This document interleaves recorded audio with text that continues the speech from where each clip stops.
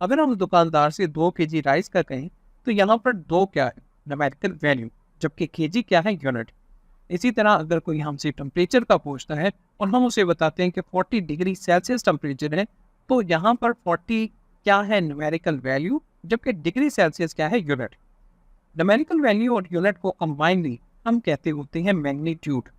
तो इसका मतलब ये है कि जब मैस को या टेम्परेचर को हम डिस्क्राइब कर रहे हैं तो हम सिर्फ मैग्नीट्यूड के जरिए उन्हें कंप्लीटली डिस्क्राइब कर सकते हैं। ऐसी क्वांटिटीज जिन्हें कंप्लीटली डिस्क्राइब करने के लिए सिर्फ और सिर्फ मैग्नीट्यूड की जरूरत हो, वो क्वांटिटी स्केलर्स कहलाती है।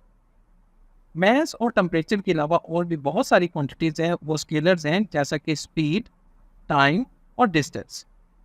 अगर 2 kg राइस के बैग्स को अगर आप टेबल की सेम साइड पर रखें या फिर डिफरेंट साइड पर रखें, तो टोटल मैस पर कोई फर्क नहीं पड़ेगा। उसकी वजह यह है कि मैस एक स्केलर क्वांटिटी है जो कि डायरेक्शन पर डिपेंडेंट नहीं है। लेकिन ये बात आप फोर्स के लिए नहीं कर सकते। अगर आप दो इक्वल फोर्सेस टेबल की ऑपोजिट साइड पर लगाएं तो नेट फोर्स 0 होगी।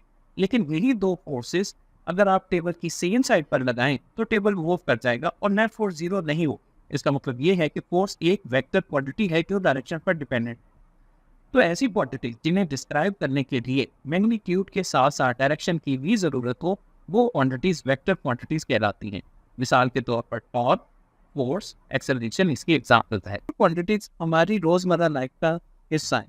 मिसाल के तौर पर अगर कोई कहे कि डीजी खां से मुल्तान 100 किलोमीटर का डिस्टेंस है, तो क्या किसी भी डायरेक्शन में 100 किलोमीटर ट्रैवल करने से मुल्तान आ जाएगा? तो ऐसा नहीं है।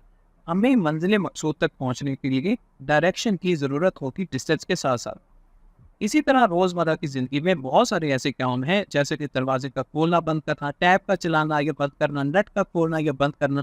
इन तमाम मामलात में हमें चाहिए होती है डायरेक्शन।